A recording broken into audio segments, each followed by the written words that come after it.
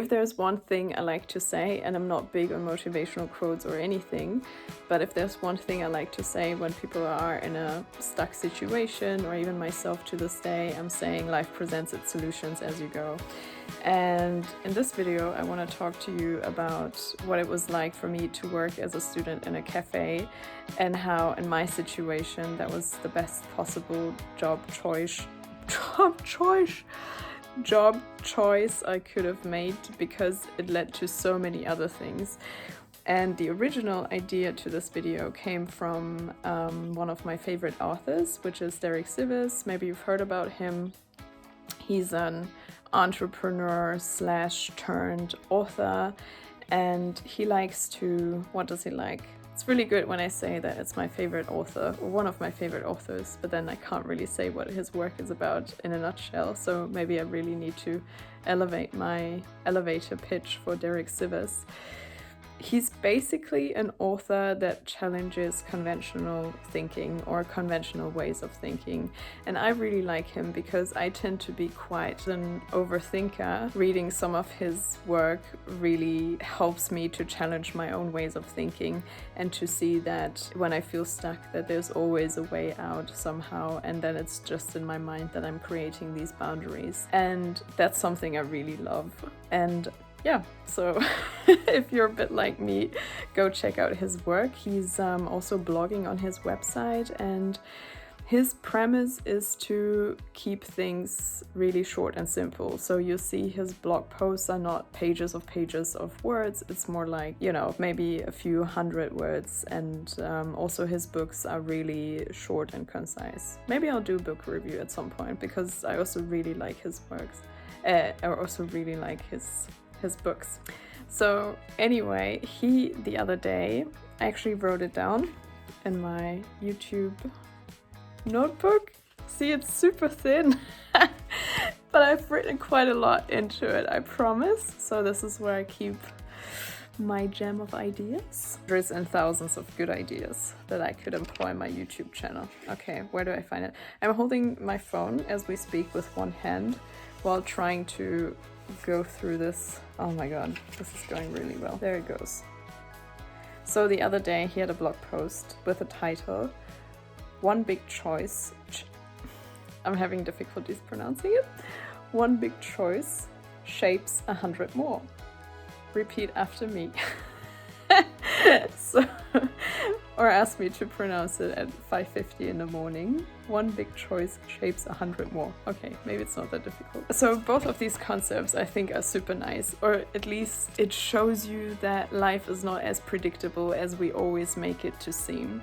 And even though we make all these grand plans, sometimes it's nice to be reminded of life showing its solutions as we go, and also unexpected things to happen. So I'll start from the beginning. I think maybe you've heard the story by now. I moved from Helsinki, where I have lived for 7.5 years, to Dresden in 2017 in order to pursue my second degree. And I needed to finance the whole thing, as you might have guessed. And I made the choice of moving without really knowing how to finance the whole thing.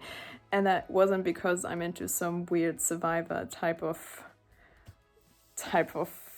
stuff. It was more because I just didn't know, and I just had to hope, because I got a shot at dentistry school, that the whole thing would work out somehow, and that I'm not gonna say it again because it would become annoying, but yeah, I was just hoping that somehow I'll find solutions to it, and that it's all going to be possible somehow. Of course, I wasn't just sitting around and waiting for something magical to happen. I had to, as you might have guessed, I needed to be proactive about it as well. So on my way to uni, I used to walk to uni, which was a walk of like 15 minutes or so. There was a cafe that somehow really appealed to me because it was a bit different.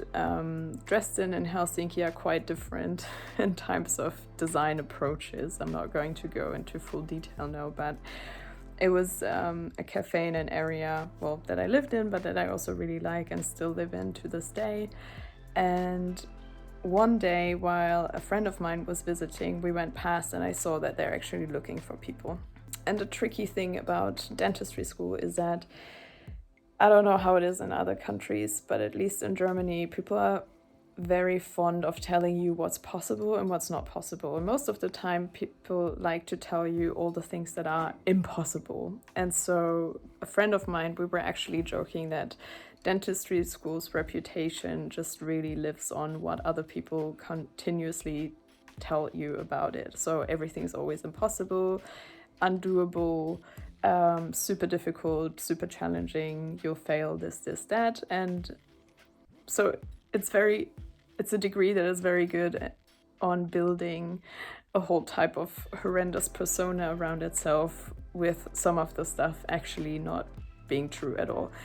I'm not trying to downplay it, but in some cases I have to say that was the case. And so when it comes to working in the first semester, or I told myself during the first semester, I can just, settle in, start, see if it goes anywhere, a bit like this YouTube thing.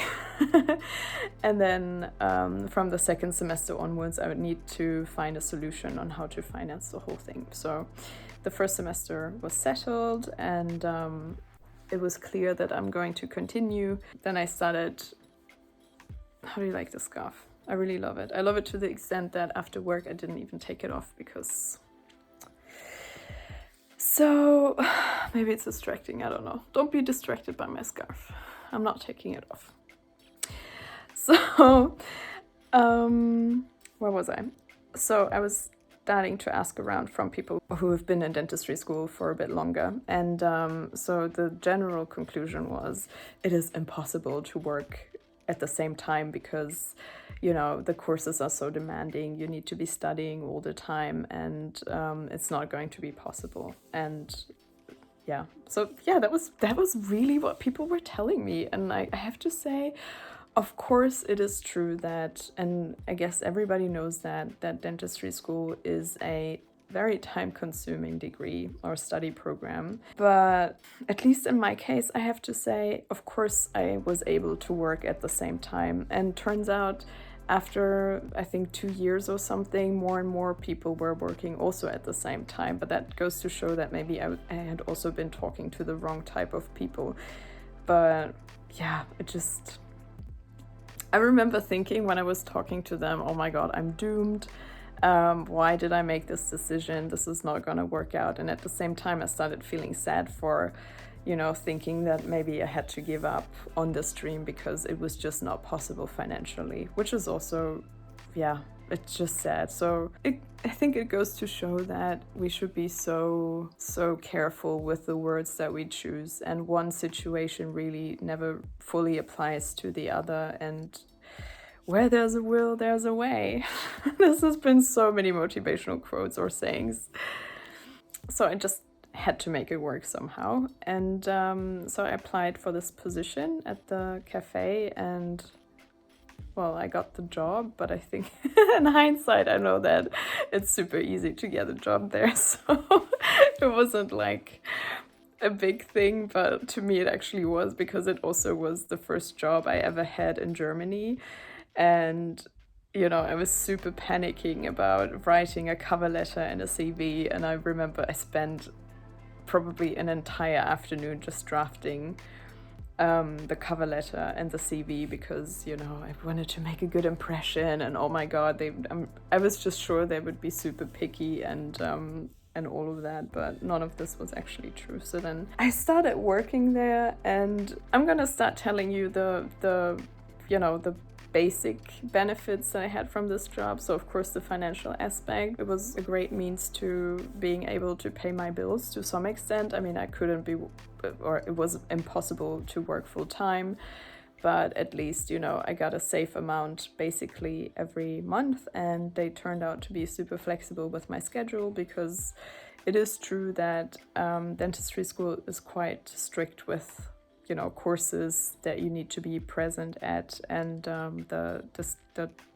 amount of time that you need to spend at uni is quite high in comparison to other study programs. But that also made me feel good then, in turn, that I was able to fight for my dream, because that would have really sucked to be, to have gotten in, but then not being able to actually follow through entirely. just because of finances. So it really made me feel a lot better. I don't know if you've ever been in a situation where you didn't really know how, like if you had an unexpected bill coming in, that you wouldn't know how to pay it. That's a really nasty feeling, and that's the reality for a lot of people. So I was really appreciative of sort of being able to sort myself out financially. But then also I had never worked in service either, so that to me was a really good experience, because I think I pointed it out in my dentistry video that you get to meet the people that make and shape our society, and that is also true for a cafe. So it was a cafe / bakery, and you know, you have all of the cliches of like people being awful to cafe personnel, and that was also my experience. So I always said that there's 1% of super nice customers at that cafe, and that 1% has to make up for all the 99% of other people. And I still stick to that, I have to say. But it's not like, okay, so maybe we need to make a bit of a different hierarchy pyramid. I can't make a pyramid with just one, maybe like this, one hand. So you have the gray zone of, let's say, 50%, and then 25% were super awful, and then 25% were really great. And as I said, 50% are just gray mass, and to this day I wouldn't probably recognize them on the street. But yeah, so the classic cliche of like people being annoying or entitled. I think it's mostly this weird feeling of entitlement that certain people need to present in a cafe that I still don't understand to this day. And so of course you had that, and that was at first quite difficult for me to deal with, because I was thinking, you know, I have a first-class degree from England, and I have this other degree from Helsinki, and now I'm in dentistry school, and I'm so super overqualified for this job, so how dare you talk to me like this, you know? But then as the time passed by, I stopped taking these things too seriously, and also myself, because why would they know? It just goes to show, be nice to wherever you go in public and in general, because first of all, you don't know what people have been through, as cliche as that might sound, but at the same time, you never know who's in front of you and what this person is capable of or not. And even if a cashier or somebody who's working at a cafe, even if they don't have any diploma, it doesn't matter. It doesn't mean that they're any less of a person. So just be nice, okay? So I think that was also one of the big lessons for me, to just realize that wherever I go, I can impact somebody positively or negatively. And if I can, then I want this to be positive. This is my circle of influence. And so wherever I go, I don't want people to feel worse after I've left that place. I want it to be the other way, because I also experienced it the other way around, where some of the customers were just so lovely and so great and so, I don't know, just uplifting, that it really made me realize, even though we think that we as individuals, we never have any type of influence, we actually do. And so be nice to everyone.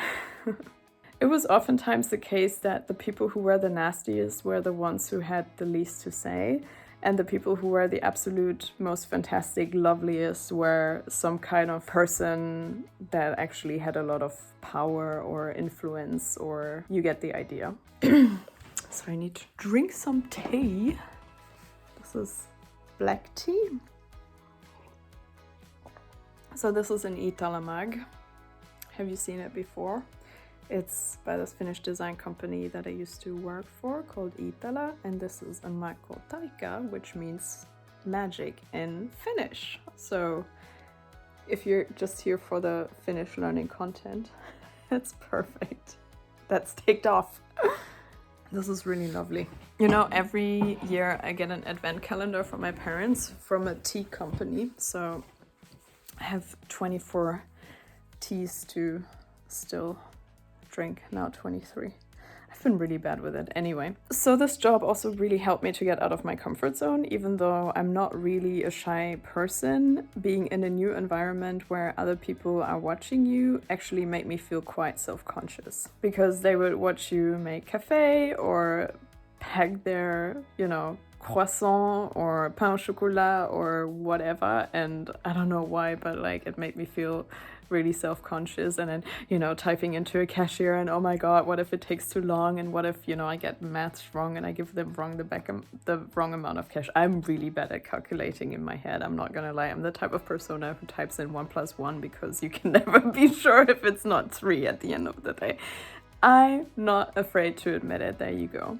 But then at some point you overcome it and you even get better at it. So you get better at interacting with people, you lose the awkwardness, and it's easier to interact with all types of people. And that's actually something that has been really helpful for my current job, that I'm not afraid of any type of person. What means afraid? But I'm not overly awkward with anyone I encounter, because I'm used to it by now, and that was super beneficial. I have to say it, I'm still so bad at making coffee to this day. I'm just so bad at foaming the milk. I can never get it right.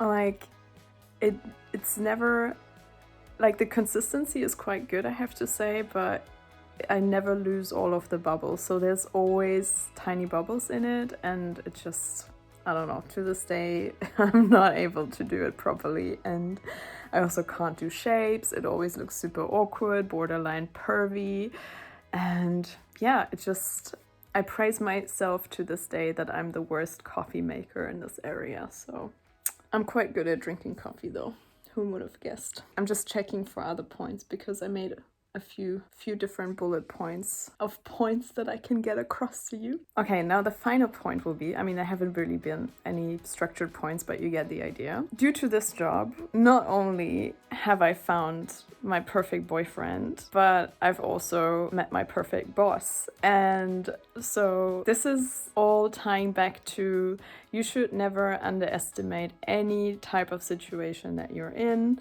Even though to me this was just a student job, and of course I took it seriously, as I take everything super seriously, but you know what I mean. I wasn't there to be a barista or cafe, I still don't know the word, it's so embarrassing. Working at a cafe wasn't my final destination. But even though I have to say, of course, sometimes I was envious of some of my friends who didn't have to work. And I was thinking, okay, while they have every weekend free, I have to work almost every weekend. And, every time when there's a little time slot and everybody's out enjoying the sun, I'm here at this cafe. But it also led to so many good things. And this all ties in really nicely to, I have to read it out because I just cannot otherwise. So what was it? One big choice shapes 100 more. Oh, shapes. One big choice shapes 100 more. And so, yeah. As I just told you, I met my boyfriend there, and I've also met my current boss there. So I found my first employment as a dentist through the job at the cafe.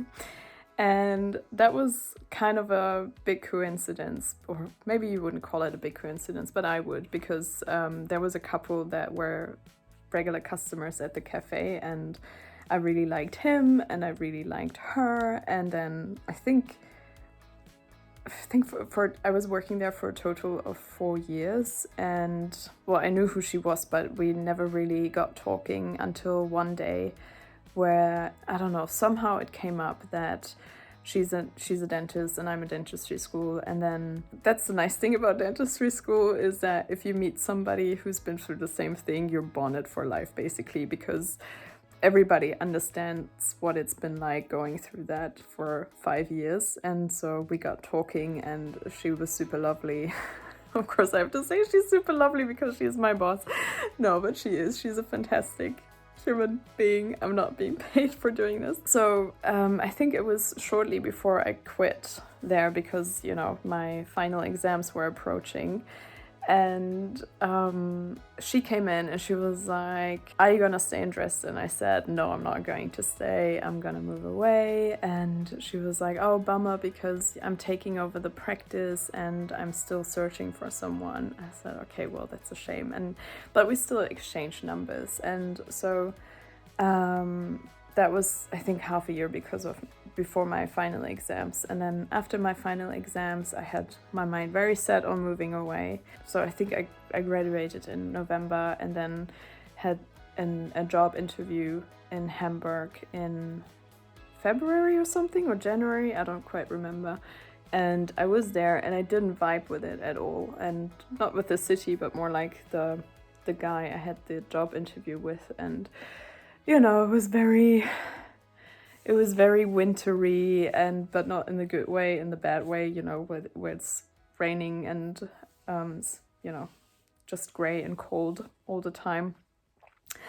And I was walking through Hamburg and I was quite bummed out about the job interview because it just wasn't that great at all. And I thought, if this is, you know, the only shot that I've got, then I don't see myself doing it. And also, I don't know, I just didn't feel it was the right time somehow. And so when I was on the train back, I was thinking, okay, what the F am I doing here? Like, like my closest friends are in Dresden by now. My life is in Dresden. So maybe I should stay for a bit longer. So then I thought, you know, I'll start for jobs, and I start looking for jobs in Dresden. And then I decided that I will write that girl from work or text her. And then she replied and she was like, when do you want to start? And that was just so lovely. And we keep telling people at work that this is our love story. And maybe I'm blushing a little bit now, but yeah, that's our story. That's our love story. And this is how I landed my first job as a dentist. And I'm still working there today. And we actually, you know, we decided to extend the contract and all of that. And so this is just a quick, brief, not that brief, but you get the idea. Just an insight to, you never know what's going to happen.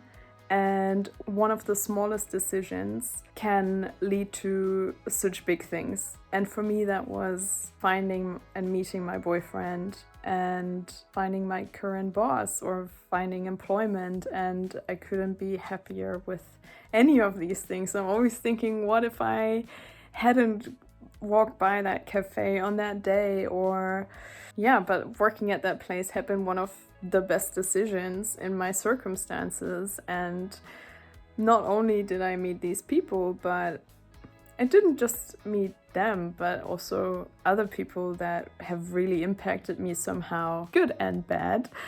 And then since it's in the same area, some of these people now show up at work, and it's kind of funny sometimes because you can tell that I know this person from somewhere, but I'm not quite sure from where. And also, I'm still waiting to the day where some of the 25% annoying customers show up, and then I can be their dentist. For better or worse. This is another lesson for you. Always think twice before you're nasty to somebody, because one day they could end up being your dentist, or maybe they're the ones repairing your car or something. Be aware. And it also turned me into a better person. You know, this always sounds very grandiose and big and all of that, but it's the small things that actually make and shape us, I think. And by knowing what it's like to work in a cafe, I make sure to be the friendliest person in any situation possible. So when I go to a cafe, I make sure to tip a lot because I know what it's like. In general, I just want to be the nicest version of myself whenever I'm in public, you know? I'm not saying that I'm a horrible person at home, I hope, but you don't know how much you affect the people around you, so be aware of that. And as I said, I'm still super bad at making coffee, and maybe that will change someday, maybe not. It's still okay tasting, it's just the foaming. If you have any advice about foaming, if you know a good YouTube video that explains about foaming the right way, then let me know. because what's really missing is like this like shiny, that's the thing, the shine is missing from my milk, always. So there you go, life presents its solutions as you go. And don't make me say it again, don't underestimate the power every situation in your life has. So I'm gonna leave you with this today. If you're considering a career in dentistry, check out the video about why being a dentist is the best job to ever have. Or maybe you want to hear more about my story. So make sure to check those videos out, and I hope to see you very soon. My headache is gone. I had a big headache today and now it's gone. Fantastic. Just by talking to myself, pretending that I'm talking to you. But hopefully I'm really talking to you, and so that I'm not just this crazy person talking to myself. All right, bye.